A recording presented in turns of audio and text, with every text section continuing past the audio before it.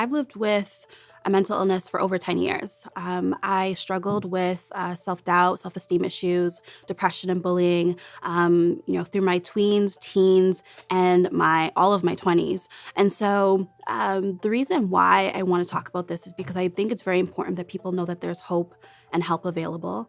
And if we continue to deepen the stigma, then we leave people open to vulnerability and risk, self-harm, suicide, isolation. And it's important to let them know that they don't have to fight it alone. It became very evident that my biggest triggers was following the vision that other people had for my life instead of listening to my heart. I think these discussions need to be brought to the forefront. I think that it's the responsibility of both the senior level executives and both the employees to meet in the middle. I believe that vulnerability is strength. I mean, there's no work-life balance anymore. It's work-life integration. And so we are working insane hours. We're living on social media, and that plays a toll on like how you think about yourself, how you view yourself, your perception of others, your definition of success. And so I think that it's okay to take a break, and I think it's okay not to be okay. We live in a world where social media promotes highlight reels, and if people just understood that it's okay to raise your hand and ask for help, I do think that it would increase productivity and obviously hit the bottom line, because people will not be taking leaves of absences. People will be very invested in the work that they're doing, and it will raise self-awareness. Vulnerability is strength, right? I have the most respect for individuals who have every reason to throw in the towel, but they choose not to.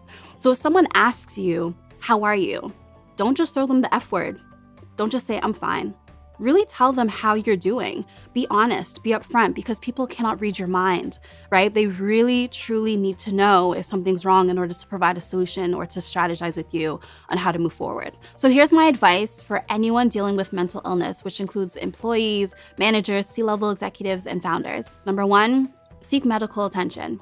Right? I think that every founder and entrepreneur should see a therapist. Whether you have great mental health or poor mental health, talk to somebody. The second thing is, I think it's very important to address your mental health before you become unwell, right? Like I said, it's just as important as your physical health, and I think it should be prioritized. The third piece of advice that I would tell any founder is to define work-life balance. I think that it's very personal to every single person. I believe in work-life integration. Oftentimes, there is no balance, the scale is unbalanced. But if you are not well, if you are not making yourself a priority, then you can't help your team and you can't be good to your family.